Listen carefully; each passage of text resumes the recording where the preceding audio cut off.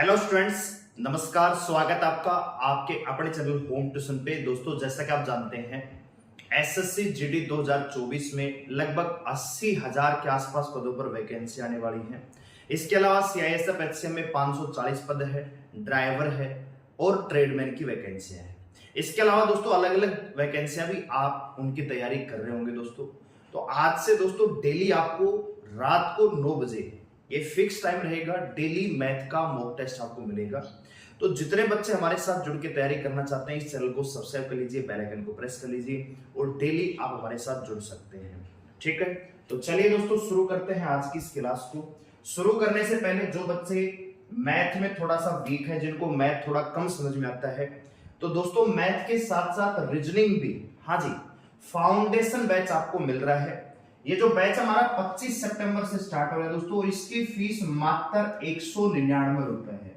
जी हाँ दोस्तों, केवल 199 रुपए में complete SSC GD, CISF, army, Delhi police complete आपको मैथ और रीजनिंग मिलेगा। हर लेवल का सवाल करवाया जाएगा, बिल्कुल बेसिक से और बिल्कुल हाई लेवल तक। जो दिल्ली पुलिस का लेवल रह सकता है वहां तक हम आपको मैथ और रीजनिंग दोनों ही करवाएंगे। कंप्लीट सिलेबस आपको मिलेगा, टॉपिक वाइज पीडीएफ, साथ ही साथ दोस्तों मैथ और रीजनिंग की टेस्ट सीरीज भी हम लॉन्च करेंगे, जिसमें डेली मैथ और रीजनिंग के 10-10 सवाल रहेंगे, जिनकी आप डेली क्विज के माध्यम से प्रैक्टिस आप कर सकेंगे। तो जो भी बच्चा जिसको लगता है कि मैथ और रीजनिंग थोड़ा सा कमजोर है, या आप जानते हैं कि एसएससी जीडी में 40 क्वेश्चन मैथ और रीजनिंग से आने वाले हैं, इसी प्रकार सीआईएसएफ में 50 क्वेश्चन का ये पोर्शन रहता है, दिल्ली पुलिस में भी दोस्तों 40 नंबर मैथ और रीजनिंग से आने वाले हैं। तो जो भी बच्चा मैथ और रीजनिंग को स्ट्रॉन्ग करना चाहता है और यहां से चाहता है कि कम से कम नंबर कटे, तो आप हमारे फाउंडेशन बैच में आ सकते हैं। इसके लिए एप्लीकेशन का लिंक डिस्क्रिप्शन में डाउनलोड कीजिए और बैच को परचेज कर लीजिए। दोस्तों मैथ के साथ साथ हम आपको रीजनिंग का भी मॉक टेस्ट देंगे। ठीक है, इसका टाइम टेबल बहुत जल्दी आपको मिल जाएगा। रीजनिंग की क्लास आपको मिलेगी, मैथ की क्लास आपको मिलेगी, हिंदी की क्लास आपको मिलेगी। तो इनका जो टाइम टेबल है दोस्तों, ये क्लास आपको Monday to Saturday daily base पे मिलेगी, डेली। ठीक है दोस्तों, और ये सारे के सारी क्लास दोस्तों यूट्यूब पर फ्री चलेंगी, यानी ये आपके प्रैक्टिस सेट रहेंगे प्रीवियस ईयर पे बेस। ठीक है, तो प्रैक्टिस सेट की सीरीज हम लेके आएंगे, जो डेली आपको मैथ, रीजनिंग, हिंदी की क्लासेस यूट्यूब पे मिलेंगी। इसके अलावा मैथ और रीजनिंग का फाउंडेशन बैच हमारा एप्लीकेशन पे चलेगा दोस्तों। ठीक है, तो मैथ और रीजनिंग से एक भी नंबर आपका हिलने नहीं देंगे, बढ़िया तरीके से रूटीन से आपको पढ़ाएंगे, तो आप जरूर हमें ज्वाइन करें। चलिए दोस्तों शुरू करते हैं आज की क्लास को। पहला सवाल आपकी स्क्रीन पर ये रहा, कह रहे कि एक राशि जो है चौथे वर्ष का चक्रवृद्धि ब्याज 6,000 रुपए और 5वें वर्ष का चक्रवृद्धि ब्याज जो है 6,750 रुपए। कह रहा है कि ब्याज की दर क्या होगी यदि ब्याज जो है वार्षिक संयोजित किया जाता है। भैया जब भी हम चक्रवृद्धि ब्याज की बात करते हैं तो हमारे दिमाग में सक्सेसिव मेथड जरूर आता होगा। मैं कहूं कि ब्याज की दर मान लीजिए 10% है, तो आप कहेंगे जी पहले साल अगर प्रिंसिपल आपका 10 था तो अमाउंट कितना हो जाएगा 11। पहले साल 10 से क्या हो गया 11 हो गया। फिर दूसरे साल भी आप कहेंगे जी 10 से क्या हो जाएगा 11, तीसरे साल भी 10 से क्या हो जाएगा 11 हो जाएगा। तो मैं आपसे ये कह सकता हूं कि अगर कोई धन मान लीजिए किसी भी वर्ष, क्योंकि हर साल आप 10 से 11 10 से 11 10 से 11 तो कर रहे हैं हर साल, तो आप ये कह सकते हो कि जी हर साल आपको 1 रुपए का ब्याज मिल रहा है, यही तो सीआई है। अरे हाँ कि ना, तो सेम चीज आपको यहां पे करनी है कि भैया चौथे साल जो शुरुआत में प्रिंसिपल आपका 6,000 था, फोर्थ ईयर में वो एक साल के बाद कितना हो गया दोस्तों 6,750। ये आपका प्रिंसिपल है, ये आपका अमाउंट है, इनके बीच का अंतर ही क्या होगा दोस्तों सीआई होगा कि नहीं होगा। तो बहुत बड़ा मैथ यहाँ पे नहीं है।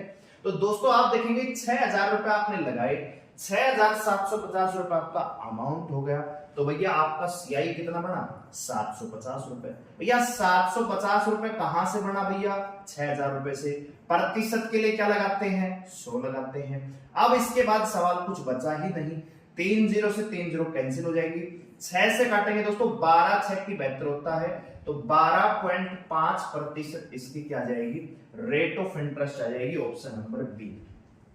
ठीक है, कुछ भी नहीं करना, बिल्कुल सिंपल सा ये सवाल है। उम्मीद करता हूं कि आपको समझ में आया होगा, बहुत अच्छे से मैंने समझाया है। काफी बच्चे बहुत बढ़िया आंसर यहाँ पे दे रहे हैं, ठीक है।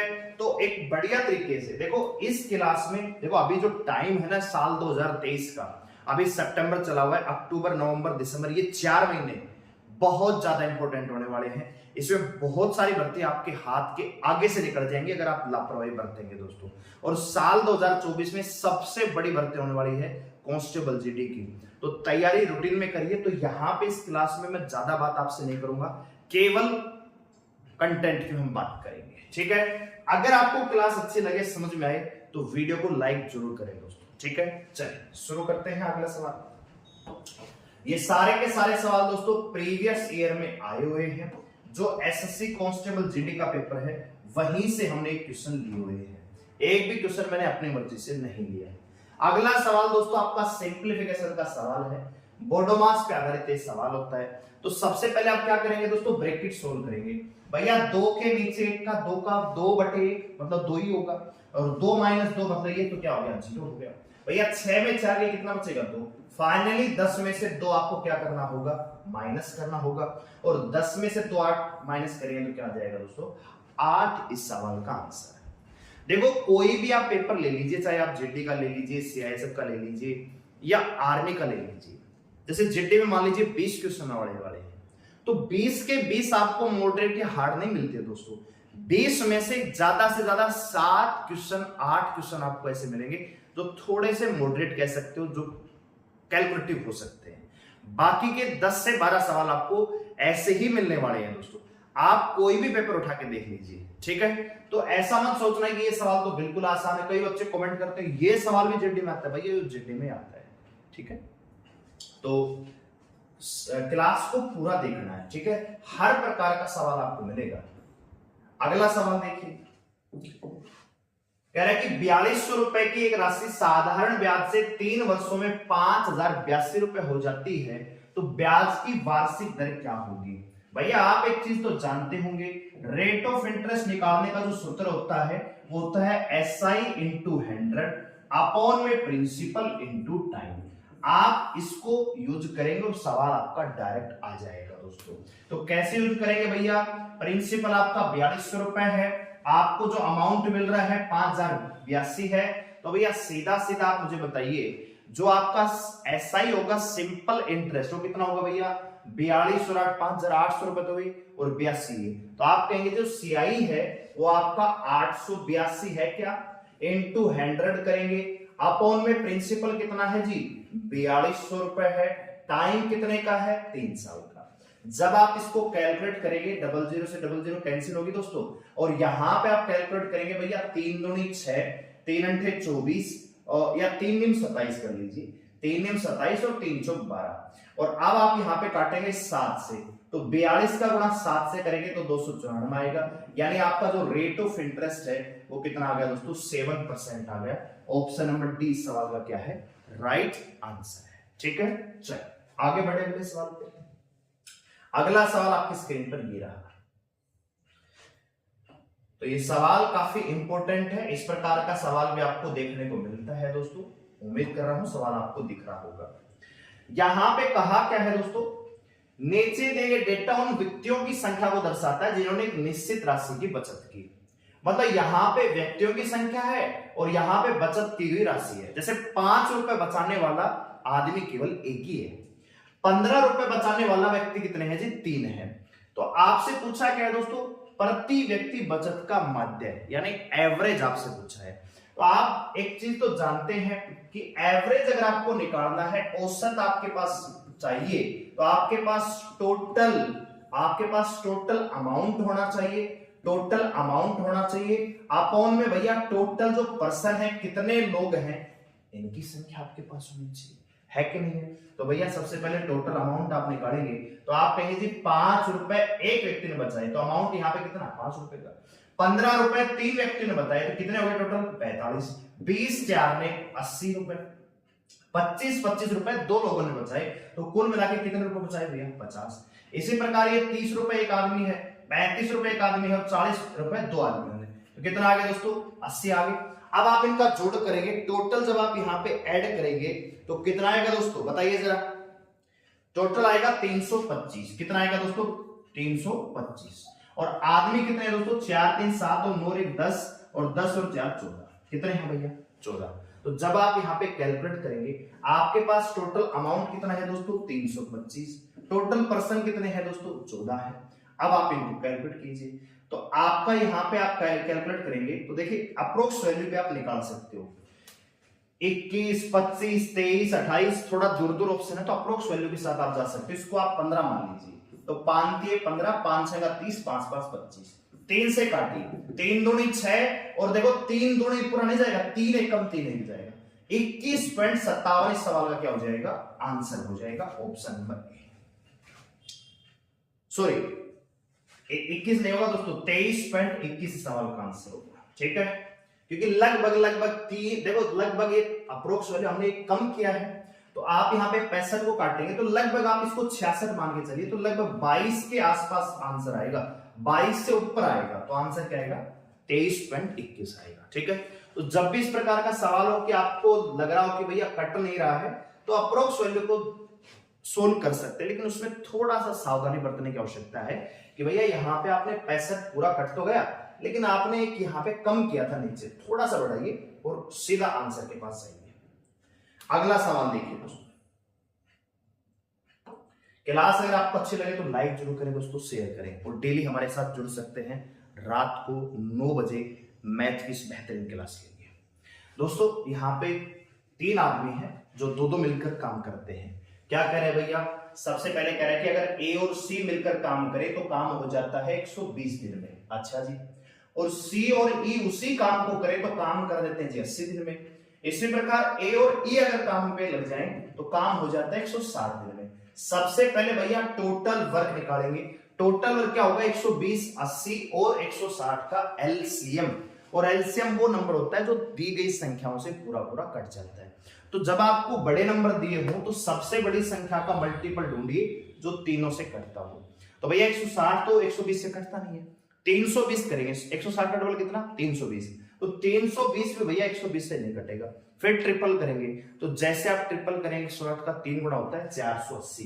तो 480 आप देखेंगे कि तीनों से कट रहा है। ठीक है, अब आप यहाँ पे क्या निकालेंगे? जो दोस्तों कैपेसिटी निकालेंगे। क्या निकालेंगे भैया? कैपेसिटी। तो यहाँ पे जब आप कैपेसिटी निकालोगे तो भैया 12 चौक 48, 8 सिंह 48 और 16 दिया 48। करेंगे नहीं करेंगे? अब यहाँ पे क्या कह रहा है दोस्तों? ए सी ई मिलकर समान कार्य को कितने दिन में पूरा करेंगे? जब भैया तीनों मिलकर काम यहाँ पे पूरा करेंगे तो तीनों की कार्य क्षमता यहां से निकल के आएगी और तीनों की जब कार्य क्षमता यहां से आप निकालेंगे, यहां पे आप एलसीएम दोस्तों कम भी ले सकते हो। ठीक है, एलसीएम आपका 240 भी आ सकता है। ठीक है, एलसीएम थोड़ा कम करके देखते हैं, 240 भी आपका आ सकता है। तो यहां पे काटेंगे तो देखो 0 से 0 कैंसिल, 12 से 2, 8 6 48, ये कटेगा नहीं, ये नहीं कटेगा। ठीक है, तो कितना आएगा? 480 आएगा। ठीक है, तो यहां पे 4 6 और 3, तो आप तीनों को जोड़ेंगे कितना आएगा दोस्तों? 13 आएगा। अब कह रहे हैं कि तीनों मिलकर इस काम को पूरा करें तो कितने दिन में पूरा हो जाएगा? तो भैया टोटल वर्क कितना है? 480 और बटे क्या है दोस्तों? कार्य क्षमता। लेकिन आप एक चीज पर गौर कीजिए, 13 जो कैपेसिटी है ये डबल की है। सिंगल की करेंगे तो भैया 13/2 करना पड़ेगा। 13/2 करना पड़ेगा कि नहीं करना पड़ेगा? क्योंकि ये कार्य क्षमता तीनों की नहीं है। आप देखिए ए भी 2 बार काम पे जा रहा है, सी भी 2 बार पे, तो ये जो कैपेसिटी है 2a plus 2c plus 2e की है, ये है बराबर 13 के। तो अगर आपको ए सी ई की कार्य क्षमता चाहिए तो 13 बटे क्या करना पड़ेगा? 2 करना पड़ेगा। तो 13 नीचे आएगा, 2 ऊपर जाएगा, तो भैया 960/13 आएगा कि नहीं आएगा? कई बच्चों को लगेगा 480/13, ऑप्शन भी दिया है, टिक करके आगे बढ़ जाएंगे, गलत हो जाएगा। राइट आंसर क्या आएगा? 960/13, ऑप्शन नंबर डी। ठीक है, अगला सवाल देखिए दोस्तों। क्लास अगर आपको अच्छी लगे तो लाइक करें, शेयर करें। अगला सवाल आपकी स्क्रीन पर है, बताइए जरा। मोहित एक स्थान ए से चलना प्रारंभ करता है तथा स्थान बी पर 12 घंटे में पहुंचता है। भैया मोहित ने यहां से ए से चलना स्टार्ट किया और भैया वो गया बी पर। इस यात्रा के दौरान टोटल टाइम उसको कितना लगा दोस्तों? 12 घंटे का टाइम उसको लगा। ठीक है, वह कुल दूरी का 1/5 भाग 6 किलोमीटर की दूरी से तय करता है। भैया मैं मान लेता हूं कि टोटल दूरी कितनी है दोस्तों, मैं मान लेता हूं भैया x किलोमीटर। ठीक है भैया, बिल्कुल सिंपल तरीका है ये इस प्रकार के सवालों को सोल्व करने का, क्योंकि जब भी आप ट्रिक के माध्यम से जाना चाहेंगे तो थोड़ा सा यहाँ पे लेंथी हो जाएगा, इससे अच्छा है कि सीधा आप जाइए। दूरी कितनी मान ली भैया, x किलोमीटर। कह रहा है कि पांचवा हिस्सा x/5 या जो दूरी है उसने तय की है भैया 6 किलोमीटर पर आवर की स्पीड से, प्लस बची हुई दूरी कितनी भैया 4/5x। 4/5x होगा क्यों होगा, इस दूरी को उसने तय किया 8 की स्पीड से, और इस प्रकार टोटल यात्रा में टाइम कितना लगा दोस्तों, 12 मिनट। ठीक है, पांचवा हिस्सा 6 की दूरी से, बचा हुआ हिस्सा भैया कोई दूरी अगर 1 किलोमीटर की तो पांचवा हिस्सा 1/5, बचा कितना 4/5। ठीक है, जब आप इसको सोल्व करेंगे तो भैया ये आएगा x, इनका गुणा हो जाएगा x/30, इनका गुणा करेंगे तो 4x/40, और बराबर कितना आएगा दोस्तों 12x। अब आप यहाँ पे एलसीएम लेंगे तो एलसीएम कितना आएगा 120 आएगा, 120 से गुणा हो जाएगा तो 12 में 144, 1440 आ जाएगा। यहाँ पे देखो 340x और 40 दिया तो 312x, तो ये आपका आएगा 52x, इधर आएगा 12 चौक, इधर आ जाएगा 120, तो ये आएगा 144। 1440/52 आप जब करेंगे तो भैया ये कितने बार कटेगा, कितना आएगा आपका आंसर इसका। तो इस सवाल का जो आंसर आएगा दोस्तों, जब आप इसको कैलकुलेट करेंगे तो 90 किलोमीटर पर आवर आ जाएगा, सॉरी 90 किलोमीटर की दूरी आ जाएगी। यानी आपको x का मान निकालना है और x का मान कितना आएगा दोस्तों 90। ठीक है, तो यहां पे आप थोड़ी सी कैलकुलेशन कर लेना। ठीक है, यहां पे बिल्कुल सिंपल सवाल है दोस्तों, कुछ भी नहीं। यहां पे आप एलसीएम लेंगे तो एलसीएम कितना आएगा दोस्तों 120, या 30 और 40 120, तो ये 4x आएगा। ठीक है, थोड़ी सी मिस्टेक में करा था, यहां पे 3 बार कटेगा तो 3 चौक 12x आएगा। ठीक है, इधर आपका 120 से गुणा होगा तो 12 में 144, 1440, और ये 16 से कटेगा।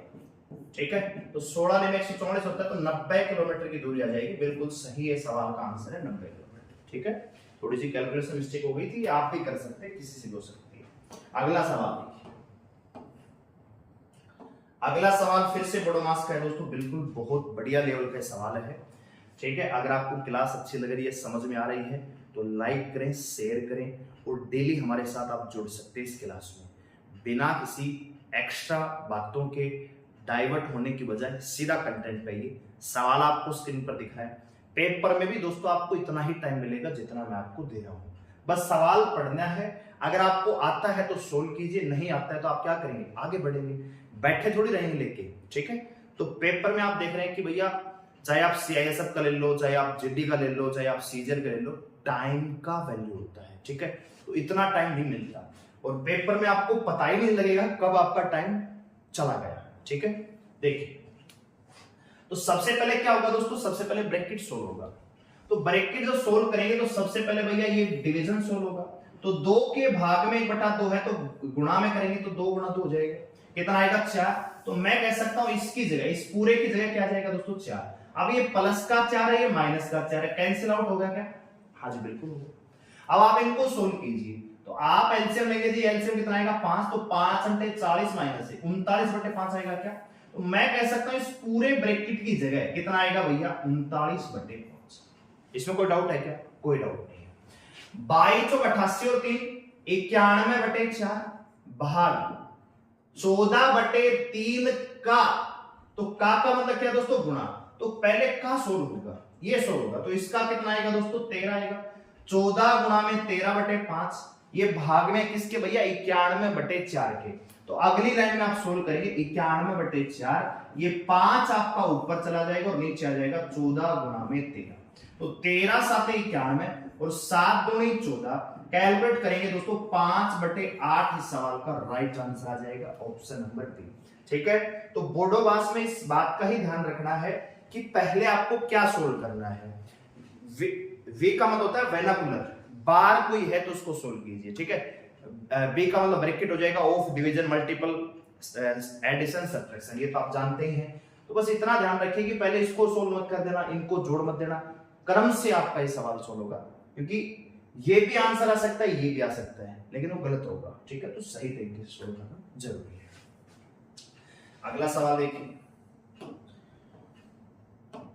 अगला सवाल दोस्तों आपकी स्क्रीन पर है। आगे बढ़ने से पहले दोस्तों छोटी सी इंफॉर्मेशन, जो भी बच्चे मैथ और रीजनिंग दोनों मिलेंगे दोस्तों, ठीक है। मैथ और रीजनिंग दोनों कंप्लीट आपको सिलेबस मिलेगा, कंप्लीट बैच है, फाउंडेशन बैच है, हर चीज सिखाते हुए लेके चलूंगा, हर टाइप का सवाल आपको सोल्व करवाऊंगा। जो भी बच्चा आप में से इंटरेस्टेड है, मात्र 199 रुपए, 199 से ज्यादा का तो आपका मोबाइल का रिचार्ज होता है दोस्तों, 1 साल की वैलिडिटी। और ये जो बैच है, आपको मैं गारंटी देता हूं कि मैथ और रीजनिंग के लिए आपको कहीं और जाने की आवश्यकता नहीं है दोस्तों। अगर आप विश्वास करके आएंगे तो आप खुद एहसास करेंगे कि मैथ जो आप मानते हो कि इतना हार्ड है नहीं दोस्तों, ठीक है। चलिए, यहां पे दोस्तों कह रहे हैं कि ए जो है 20 से 20% कम है। भैया ए 20 से 20% कम है, तो अगर बी का मान लीजिए 100 है, तो ए कितना होगा जी, 20 कम हो जाएगा, तो ये कितना हो जाएगा जी, 80। अब आप रेशियो लेके आएंगे तो भैया ए और बी का मान कितना आएगा, 4:5, यानी ए की वैल्यू 4 है, बी की कितनी है, 5 है। आप डायरेक्ट भी कर सकते थे भैया, 20% की वैल्यू कितनी होती है, 1/5। अगर बी मान लीजिए 5 है, तो ए उससे एक क्या है, कम है, ठीक है। अब आप रख दीजिए भैया, आपसे पूछा है 2b माइनस ए अपॉन में ए।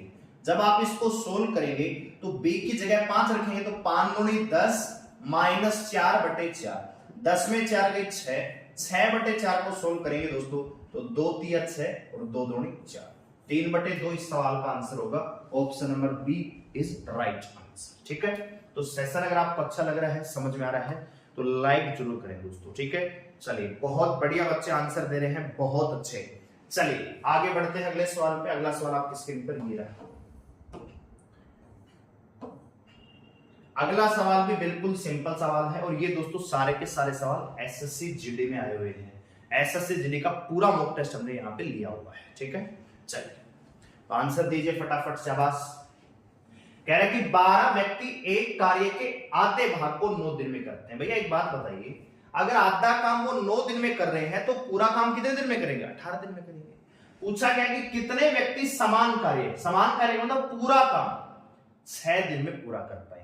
तो आपने एक सूत्र यहां पे पढ़ा होगा दोस्तों, m1d1 बराबर m2d2। शुरुआत में आदमी कितने दोस्तों, 12, पूरा काम करने में समय कितना लेंगे जी, 18 दिन। 9 दिन में तो आधा काम कर रहे हैं, तो पूरा कितने दिन में करेंगे, 18 दिन, ठीक है। और आप पूछ रहे हैं कि कितने आदमी, m2 का मान निकालना है और काम खत्म हो जाना चाहिए 6 दिन में। जब आप यहाँ पे कैलकुलेट करेंगे तो दोस्तों 6 दूनी 12, तो m2 का जो मान आएगा कितना आएगा भैया, 36 आदमी। तो अगर इस काम को आपको 6 दिन में कंप्लीट करवाना है, तो आपको आदमी चाहिए भैया 36, ठीक है। सिंपल सवाल है, समझ में आया होगा। अगला सवाल देखिए, बहुत बढ़िया ये सवाल है दोस्तों, करिए जरा, शाबाश, बहुत बढ़िया। सेशन को लाइक करें, शेयर करें दोस्तों, ठीक है। और डेली हमारे साथ आप जुड़ सकते हैं बहुत बढ़िया तरीके से।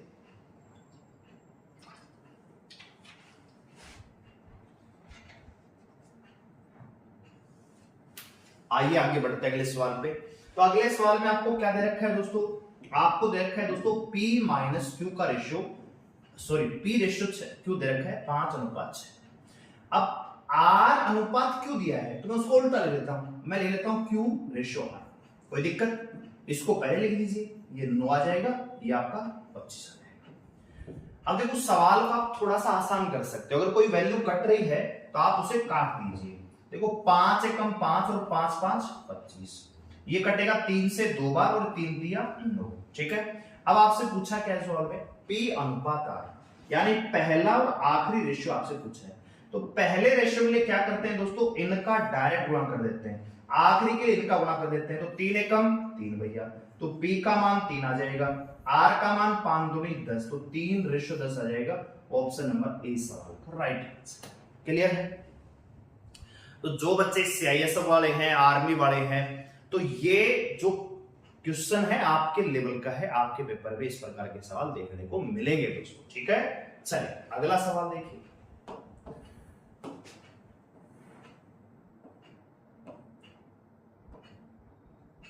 अगला सवाल क्या कह रहे हैं दोस्तों, कह रहे हैं कि भैया त्रिभुज जो है उसकी भुजाओं का रेशियो दिया है। ये त्रिभुज है, कोई इस प्रकार की कोई त्रिभुज है, ठीक है, इसकी भुजाओं का रेशियो दे रखा है कि ये 3 है, ये 2 है और ये क्या है दोस्तों 4 है। तो मैं इसको 3 2 के ना मान के भैया 3 के आगे के लगा देता हूं। मैं मान लेता हूं कि एक भुजा 3 के है, दूसरी 2 के है और तीसरी 4 के है। भुजाओं का परिमाप, त्रिभुज का परिमाप क्या होता है दोस्तों, भुजाओं का योग होता है।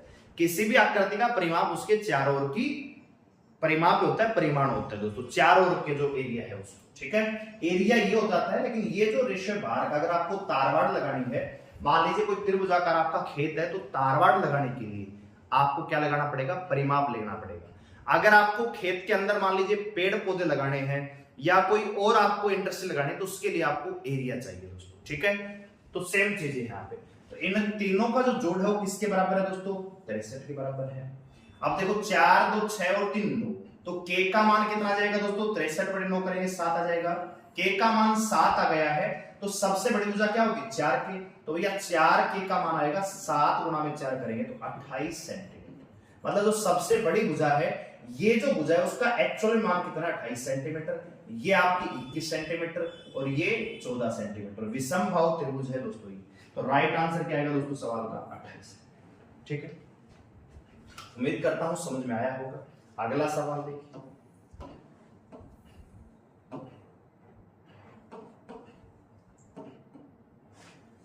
कह रहे हैं कि भैया 16 और 20 दो संख्याएं हैं, 16 और 20, इनका एचसीएफ और एलसीएम का रेशियो क्या होगा।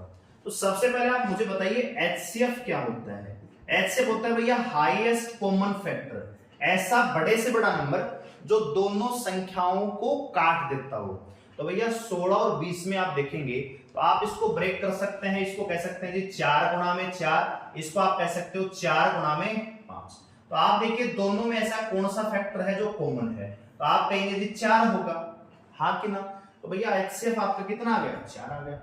एलसीएम, एलसीएम वो मल्टीपल, एचसीएफ फैक्टर होता है, एलसीएम मल्टीपल होता है। फैक्टर एक टुकड़ा, मल्टीपल जिससे ये संख्याएं बनी है, यानी ऐसा नंबर जिसके फैक्टर ये दोनों नंबर है, यानी वो नंबर जो इन दोनों संख्याओं से कटता हो।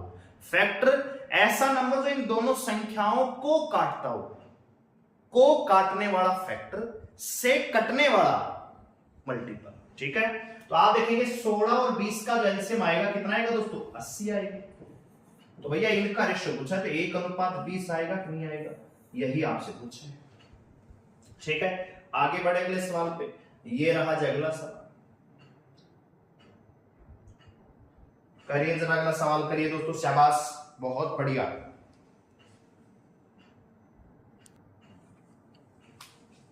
शाबाश। तो यहां पे आपसे सवाल क्या पूछा है दोस्तों, इसको समझना जरूरी है। कह रहा है कि नीचे दिए गए बार चार्ट में 7 क्रमागत वर्ष दिए हैं, ईयर 1 से लेकर ईयर 7 तक के लिए व्यय से राजस्व के अनुपात का दर्शाया गया है। तो लाभ प्रतिशत किस वर्ष के लिए न्यूनतम होगा। भैया लाभ कब होगा, बस आप ये समझ लीजिए, सवाल कुछ भी नहीं है। प्रॉफिट कब होगा, जब आपका खर्चा क्या होगा, भैया खर्चा आप कम करेंगे, खर्चा क्या करेंगे, कम करेंगे, और आप कमाएंगे ज्यादा, ठीक है, तभी तो आपका प्रॉफिट ज्यादा होगा। भैया आपने कोई चीज पे पैसा लगा तो ज्यादा दिया, मान लीजिए मैंने कोई बुक डिपो की दुकान खोली, एक बुक लेके आया, उस पर मैंने खर्चा तो मान लीजिए 100 रुपए कर दिया, लेकिन जब मैंने उसको बेचा तो मेरे को जो बिकी है पुस्तक मान लीजिए 90 रुपए में बिकी, तो मेरा प्रॉफिट कितने का, आप कहीं तो लॉस हो गया, हाँ कि ना। वही सेम चीज है यहाँ पे। तो आपको यहाँ पे अगर प्रॉफिट निकालना है तो नीचे क्या आएगा दोस्तों, आपका व्यय आएगा, और ऊपर क्या आएगा दोस्तों, राजस्व आएगा। जिसमें राजस्व आपका मैक्सिमम रहेगा वहां प्रॉफिट क्या रहेगा, भैया राजस्व कम रहेगा तो प्रॉफिट क्या होगा, कम होगा।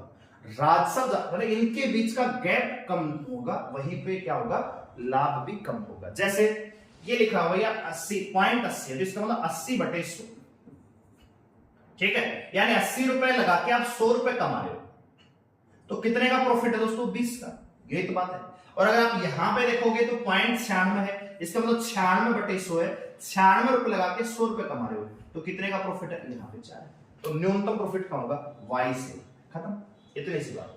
तो इसमें यही समझना है बस, बाकी कुछ नहीं है। अगला सवाल देखिए दोस्तों, कह रहे कि एक व्यक्ति का एक वस्तु का अंकित मूल्य उसके क्रय मूल्य से 60% अधिक है। भैया यहाँ पे तीन चीजें हैं, एक एमआरपी है, एक सीपी है और एक आपका सेलिंग प्राइस है। कह रहा है कि अंकित मूल्य उसके क्रय मूल्य से 60% अधिक है। अगर दोस्तों मैं क्रय मूल्य को 100 रुपए मान लूं तो भैया एमआरपी कितना होगा, क्रय मूल्य से 60 रुपए ज्यादा, तो एमआरपी कितना हो जाएगा दोस्तों, 160 हो जाएगा। अच्छा, कह रहा है कि वस्तु को 20% लाभ पर बेचा गया। भैया प्रॉफिट या लॉस हमेशा क्रय मूल्य पर होता है, इस बात को आप जानते होंगे, आपको ही पता होगा। तो क्रय मूल्य अगर 100 रुपए है और 20 रुपए के लाभ पर बेच रहा है तो सेलिंग प्राइस कितना होगा दोस्तों, 120 रुपए। अब आपसे पूछा क्या है, छूट का प्रतिशत क्या होगा, डिस्काउंट परसेंट। डिस्काउंट हमेशा एमआरपी पे मिलता है। तो भैया किसी वस्तु का एमआरपी 160 रुपए था, आपने बेचा कितने में है, 120 रुपए में, तो कितने का डिस्काउंट है दोस्तों, 40 का। 40 का डिस्काउंट एमआरपी पे 160 पे, तो भैया 100 पे कितना, प्रतिशत निकालने के लिए 100 से गुणा करते हैं, 0 से 0 कैंसिल, 4 एकम 4, 4 चौक 16, 1/4 की जो प्रतिशत वैल्यू होती है दोस्तों वो कितनी होती है, 25%। तो आप कह सकते हो यहाँ पे जो डिस्काउंट है दोस्तों 25% का है, option number B correct answer हो जाएगा। ठीक है, आगे बढ़े अगले सवाल पे। क्लास अगर आपको अच्छी लग रही है तो लाइक करेंगे, शेयर करेंगे। ठीक है दोस्तों, अगला सवाल देखिए, यहाँ पे टोटल आवर दे रखे, छोटा छोटा कर देता हूं, आपको दिख रहा होगा, मैं उम्मीद करता हूं ये दिख रहा होगा।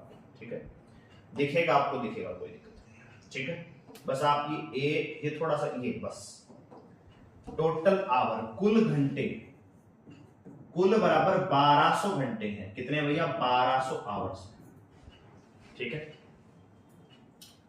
इस पूरी प्रक्रिया को करने के लिए भैया 1200 घंटे लगे हैं, अलग अलग प्रक्रियाएं हैं। तो आपसे पूछा क्या है, J2 और J5 प्रक्रियाओं में कुल कितना समय लगेगा।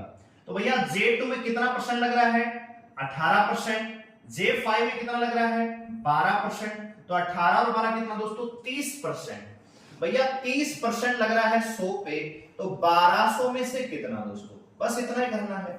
तो आप करेंगे जी, यहाँ पे लगेगा 360 घंटे। इस काम को करने में टोटल लगे जी 360 घंटे। ऑप्शन नंबर डी सवाल क्या हो जाएगा, करेक्ट आंसर हो जाएगा। अगला सवाल क्या पूछ रहा है, J1 और J4 प्रक्रियाओं में लगने वाले समय के बीच का अंतर क्या होगा। इसमें अंतर पूछा है जी, तो अंतर आप देखेंगे, अगर आप अंतर देखेंगे तो भैया J1 और J आपका 4, तो J1 में टाइम लग रहा है 14% का, J4 में टाइम लग रहा है 8% का, तो 14 में 8 गए दोस्तों 6%। तो भैया 1% का मान अगर 12 है तो 6% का मान निकालेंगे, 6 गुना में 12 कर देंगे, तो आप कहेंगे जी 72 घंटे। इनमें जो अंतर है वो कितने का है दोस्तों, 72 आवर्स का है। Option number D correct answer. ठीक है, तो इस प्रकार के सवाल बिल्कुल आसान आते हैं, कोई दिक्कत नहीं इसमें। ठीक है, अगला देखिए, सेशन को लाइक करें दोस्तों, शेयर करें, और जो भी बच्चे फाउंडेशन बैच में केवल 199 रुपए में, हाँ जी, मतलब 200 रुपए में आपको मैथ और रीजनिंग कंप्लीट मिल रहा है आने वाले हर एग्जाम के लिए।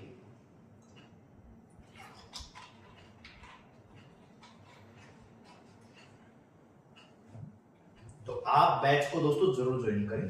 ठीक है, ज्यादा से ज्यादा प्यार दिखाएं, ज्यादा से ज्यादा जितने बच्चे आप जुड़ेंगे उतना ही ज्यादा आएगा, पढ़ाने में मजा आएगा। ठीक है, देखिए भैया एक लंबवर्तीय शंकु है, ये होता है दोस्तों आपका शंकु। ठीक है, आपको क्या दे रखा है, इसका वॉल्यूम, वॉल्यूम होता है दोस्तों 1/3 पाई आर स्क्वायर एच। ठीक है, ये आपको 1232 दे रखा है। शंकु की लंबाई यानी हाइट आपको दे रखी है, हाइट कितनी दे रखी है दोस्तों, हाइट दे रखी है आपको 24 सेंटीमीटर, और आपसे पूछा है आर कितना, तो रख दीजिए भैया इसके बराबर ये रख दीजिए। तो भैया आप रखेंगे आर स्क्वायर का मान निकलेगा यहां से, तो भैया 1232, 1/3 इधर है तो नीचे आएगा 1, ऊपर चला जाएगा 3, पाई का मान 22, ऊपर चला जाएगा 7, और भैया हाइट कितना है 24 है तो 24 नीचे जाएगा बस। तो भैया आप कैलकुलेट करेंगे, 3 से कटेगा 8 बार। ठीक है, और यहां पे आप काटेंगे 8 से काट दीजिए, 8 एकम 8 बचेगा 4, 8 पंजे 40, 8 चौक 32। 11 से काटिए, 11 दूनी 22, या 11 से ना काट के आप ऐसे काट सकते हो। कितना आएगा भैया, यहाँ पे कैलकुलेशन मिस्टेक कर दी हमने, ठीक है। 2 से काट लीजिए, 2 एक कम 2, 2 एक कम 2, 2 7 14, 2 2 14, ठीक है। ये कैलकुलेशन मिस्टेक कर दी है दोस्तों हमने यहाँ पे थोड़ा सा। तो यहाँ पे आपका आंसर आएगा, दोबारा देख लीजिए एक बार थोड़ा सा 1232 गुणा में कितना आएगा दोस्तों, 3 गुणा में 7 अपॉन में कितना आएगा 24 और 22, ठीक है। अब आप इसको कैलकुलेट कीजिए। तो आप देखिए दोस्तों 11 दूनी 22, 11 एकम 11, 11 एकम 11, 11 दूनी 22 हो गया। 2 से काट दीजिए, 2 पंजे 10, 2 छक्की 12 कट गया। 3 से काट दीजिए, 3 अंडे 24 और 8 7 56, 49 हो गया। तो आर का मान कितना आएगा दोस्तों 7 से। भैया आर स्क्वायर अगर 49 है तो आर का मान कितना आएगा 7 से, ऑप्शन नंबर सी, ठीक है। तो सूत्र बेस पर आधारित सवाल है, फॉर्मूला बेस, कुछ भी अलग नहीं है इसमें।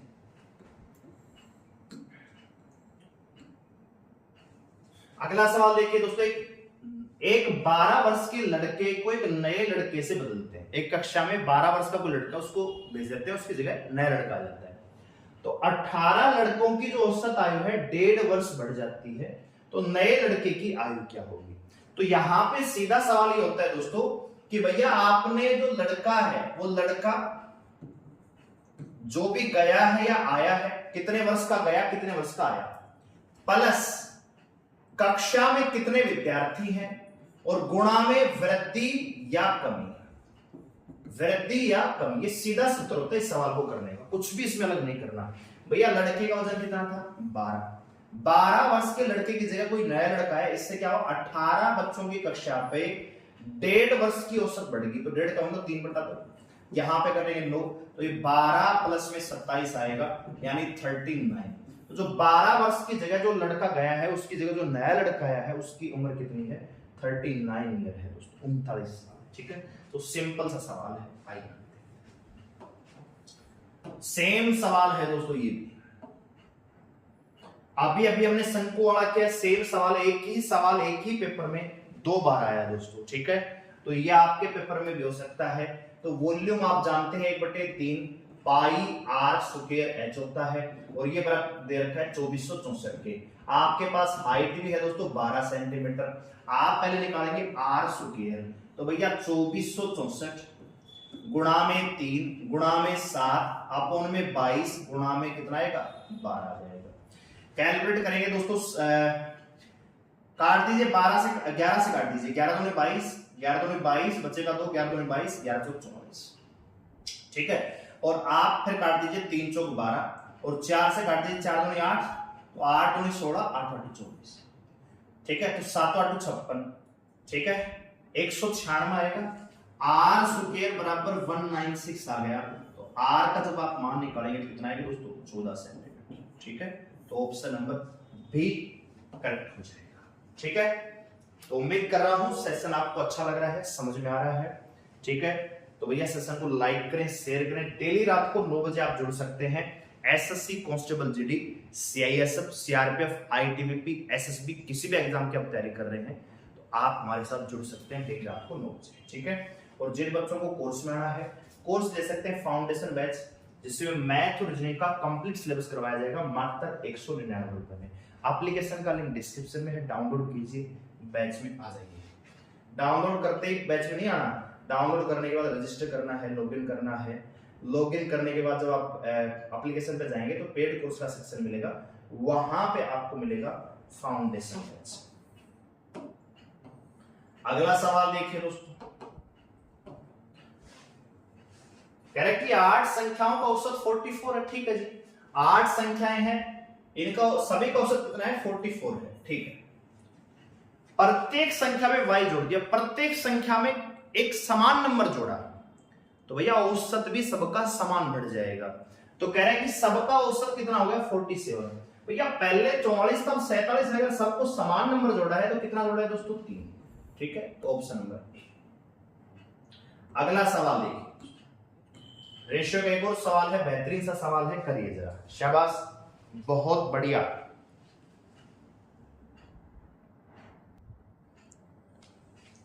डेली आप हमारे साथ जुड़ेंगे दोस्तों, डेली 25 सवालों की प्रैक्टिस हम करेंगे, ठीक है, जो जीडी में, सीआईएसएफ में, एसएससी में, अलग अलग एग्जाम में आए हुए हैं, तो बहुत बढ़िया रूटीन आपका बढ़ जाएगा।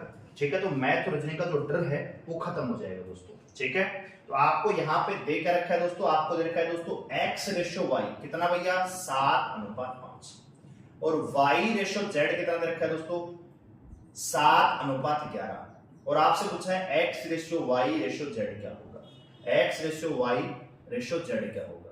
तो भैया x के लिए इनका गुणा कर दीजिए, 7 तो 7 तो 49 हो गया, y के लिए इनका गुणा कर दीजिए, 7 पंजे 35 हो गया, 49 35 और z के लिए इनका तो 11 पंजे 55, 49 35 55 किसमें है दोस्तों, ऑप्शन नंबर डी, यही आपका आंसर होगा। अगला सवाल देखिए,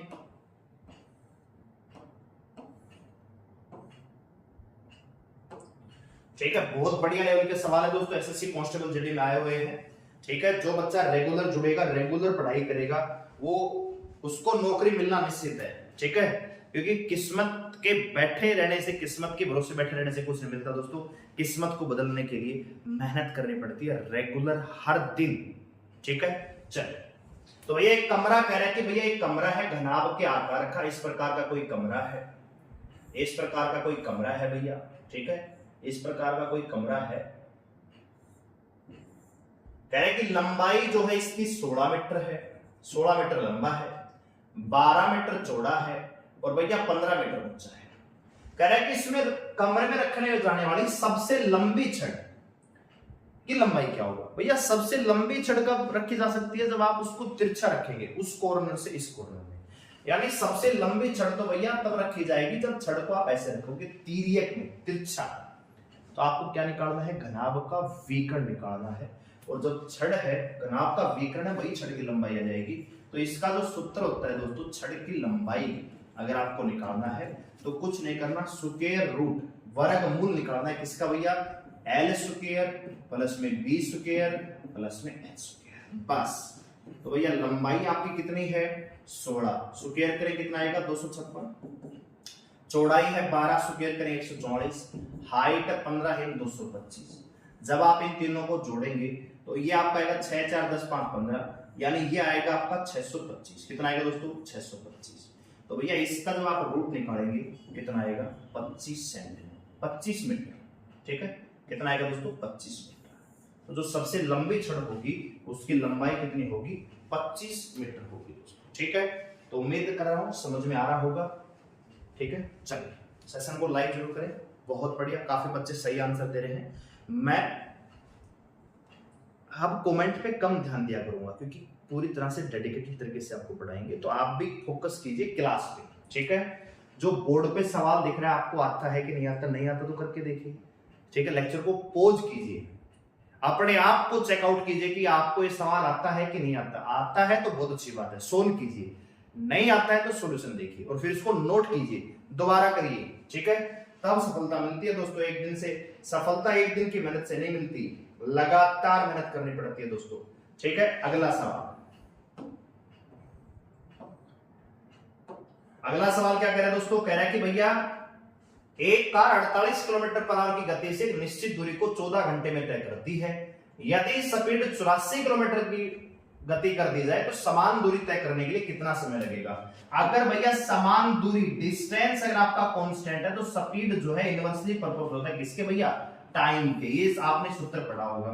तो भैया यहाँ पे स्पीड की बात कर रहा है, तो स्पीड कह रहा है कि पहले कोई कार है वो जाती थी 48 किलोमीटर पर आवर की स्पीड से, अब वो जाती है भैया 84 की स्पीड से।